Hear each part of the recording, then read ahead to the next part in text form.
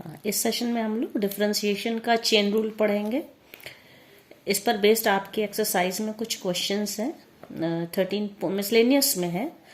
और actually chain rule आपके जो है क्लास यूपी बोर्ड का जो क्लास 12th का सिलेबस है उसमें है, लेकिन उसका एप्लीकेशन यहाँ एक्सरसाइज में, तो उसकी थोड़ी सी बेसिक चीज़ आपको बता दे रहे हैं। तो उससे रिलेटेड बच्चों दो फॉर्मूले हैं।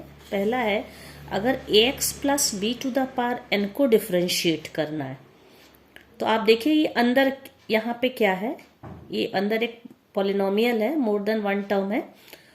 तो इसको हम x to the power n की तरह ट्रीट करेंगे। तो इसका n into A X plus B to the power n minus one.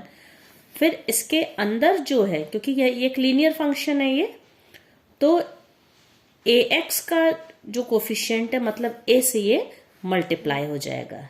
ये इसको आप फॉर्मूले की तरह भी ट्रीट कर सकते हैं या चेन रूल से भी समझ सकते हैं। जैसे इस पर मैं कुछ एग्जांपल्स ले रही हूँ। सबसे पहला मैं एग्जांपल ले रही हूँ, suppose 3x plus 4 to the power 7। ये कोई फंक्शन है, suppose y is equals to this. तो इसको डिफ्रेंशिएट करना है dy बाई डी एक्स और D D X of Y का क्या मतलब है, हम लोग को किसे डिफ्रेंशिएट करना है, 3x plus 4 to the power 7। तो 3x प्लस 4 को एक यूनिट माने पूरा, अगर हमारा ये 3x प्लस 4 की जगह पे x टू द पावर 7 होता, suppose x to the power 7 होता, तो इसका डिफरेंशिएशन क्या होता, 7x to the power 7 minus 1 6।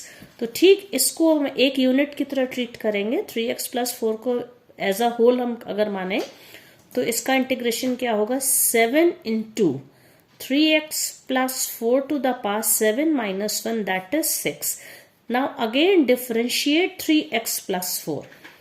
तो एक बार इसको x टू द पावर 7 की तरह डिफरेंशिएट किया, मतलब इसको पूरा हमने x या आप कोई भी वेरिएबल मान सकते हैं। फिर 3x प्लस 4 का डिफरेंशिएशन क्या होगा, 3x का डिफरेंशिएशन 3 होगा, क्योंकि x का 1 होता है, कांस्टेंट टर्म कॉपी होता है, और 4 कांस्टेंट टर्म का डिफरेंशिएशन हमेशा 0 होता है।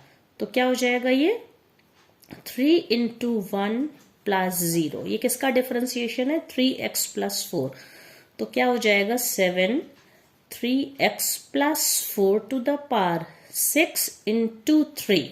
तो ये मल्टीप्लीकेशन है 3 से, तो 3 7 जा 21, 3x plus 4 to the power 6। ये आंसर आ गया। चेन रूल हमने क्यों बोला कि हमने एक बार इसको एक यूनिट मान के इसका डिफरेंशिएशन किया, फिर इसके बाद हमने 3x प्लस 4 का किया। और अगर ये फॉर्मूले के हिसाब से देखें, अगर कोई लीनियर का मतलब है जहां पे x की पावर 1 है, एक सिर्फ x का टर्म हमारे पास है, ax प्लस b है, इस पे कोई पावर है, तो इसका डिफरेंशिएशन में ये नंबर तो n आगे आ जाएगा, पावर एक कम हो जाएगी, और यहाँ पे x का जो भी कोफिशिएंट है वो कॉपी हो जाएगा। इसी तरह से हम एक दूसरा हम ले सकते हैं, मान लीजिए 2x minus 5 to the power 4, इसका लेना है। So let this is y. So dy by dx is ddx of 2x minus 5 to the power 4. तो क्या हो जाएगा, 4 आगे आएगा, 4 2x minus 5 to the power 3, 4 minus 1। फिर यहाँ पे x का क्या कोफिशिएंट है, 2। तो ओवरऑल आंसर क्या हो जाएगा, 4 2 जा 8 in bracket 2x minus 5 to the power 3। ये आंसर हो गया, ठीक है। इसी तरह से अब एक दूसरा फॉर्मूला, कोई भी फंक्शन है, मान लीजिए if the y is the function of x या fx कोई फंक्शन है, fx की पावर अगर n है, तो इसका क्या फॉर्मूला होता है, n into fx to the power n minus 1 then again f dash x। तो जो fx है इसका फिर से डिफरेंशिएशन, ये बेसिकली ये दोनों एक ही हैं, जिनको हम यहाँ पे भी क्या किया गया था, इस पूरे को आप fx अगर मान लेते तो क्या हो जाता है, n into fx to the power n minus 1। फिर हम लोगों ने इसके अंदर ax प्लस b को डिफरेंशिएट किया, जिसका डिफरेंशिएशन आया a। इसी तरह से यहाँ पर भी होगा, कोई भी x का फंक्शन है, x के फंक्शन का मतलब अलजेब्रिक भी हो सकता है, ट्रिग्नोमेट्रिक फंक्शन भी हो सकता है, या जो चीज़ अभी आपके कोर्स में नहीं, एक्सपोनेंशियल फंक्शन या लॉगरिदम फंक्शन कोई भी हो। तो उसकी पार अगर दी है तो उसको x to the power n वाले फॉर्मूले से हम लोग पहले डिफरेंशिएट करते हैं, फिर fx का खुद का डिफरेंशिएशन क्या होगा इसको सॉल्व करते हैं। तो इसके लिए मैं एक एग्जाम्पल ले रही हूं। सपोज ये आप लोग के मिसलेनियस एक्सरसाइज में इस तरह का क्वेश्चन भी है, let y is equals to sine 7x, इस तरह से है। तो आप देखिए साइन x अपने आप में एक x का फंक्शन, एक ट्रिग्नोमेट्रिकल फंक्शन है। इसी को लिखने का तरीका बदल सकते हैं हम लोग, sine x to the power 7। तो यहाँ पे fx को अगर हम लोग साइन x मान लें तो fx की पावर n है, ठीक है। तो पहले हम लोग sine x to the power 7 को किस तरह से मानेंगे, इसका डिफरेंशिएशन उसी तरह करेंगे जैसे हम x टू द पावर 7 का करते हैं। साइन x को हमने एक पूरी यूनिट मान लिया, कोई भी वेरिएबल मान लिया, उसकी पावर 7 है, तो 7 और साइन x की पावर 6, ये देखिए n into F X to the power n-1।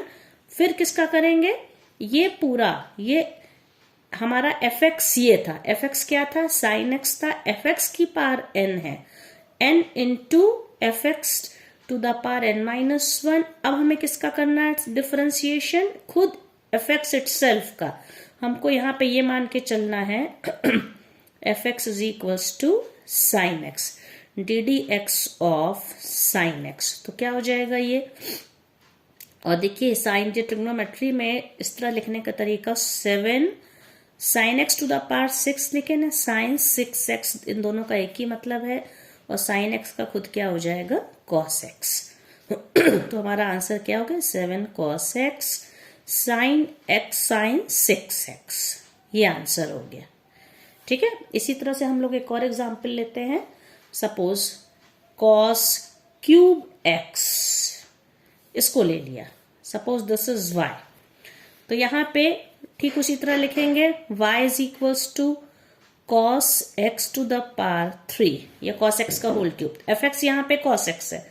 तो पहले इसको, इस पूरे को x to the power n मानेंगे, मतलब x की जगह पे cos x है x to the power n का formula, so fx is cos x, so dy by dx will be 3 cos x की एक पावर कम हो गई, मतलब कि cos x का होल स्क्वायर, और we can write cos square x, फिर cos x का differentiation that is minus sine X. इसमें बच्चों आपको फॉर्मूले सब याद करने पड़ेंगे, रटने पड़ेंगे।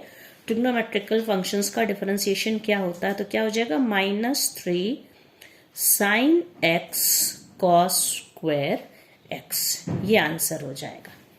अब एक और इसमें मैं लेती हूं, suppose y is equals to tan 7x cube, ठीक है। अब देखिए चेन रूल, जैसा कि मैंने बोला, चेन रूल का मतलब है लगातार, डिपेंडिंग ऑन द क्वेश्चन, किस तरह का क्वेश्चन है, हमें 2 बार या 3 बार लगातार उसको डिफरेंशिएट करना पड़े, इसी को चेन रूल कहते हैं। यहाँ पे हर जगह हम लोग 2 बार डिफरेंशिएशन कर रहे हैं।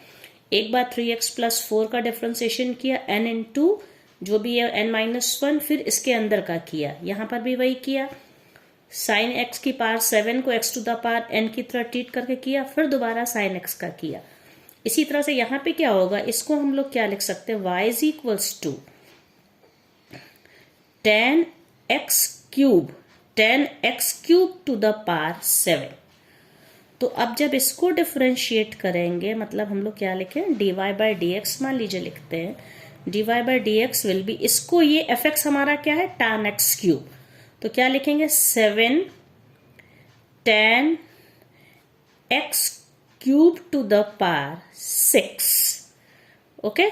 फिर किसका डिफरेंशिएशन करेंगे, D D X of tan x cube, tan theta का जो भी डिफरेंशिएशन होता है, फिर x क्यूब का डिफरेंशिएशन, डी, इसको क्या लिखेंगे, D D X of x cube. 3 बार हम लोगों ने देखिए करा, तो क्या हो जाएगा, 7 tan टू द 10, इसे पार इसके एक्सपोनेंट 6, और tan 6x क्यूब, और tan x का डिफरेंशिएशन क्या होता है, sec square x, okay. x की जगह पे यहाँ पे x क्यूब है हम लोगों का, तो क्या हो जाएगा ये sec स्क्वायर x क्यूब, ये tan थीटा का डिफरेंशिएशन sec स्क्वायर थीटा, फिर x क्यूब का डिफरेंशिएशन वो क्या होगा, हम अलग अलग अगर ब्रैकेट में क्लोज करें, एक्स क्यूब का होगा 3x²।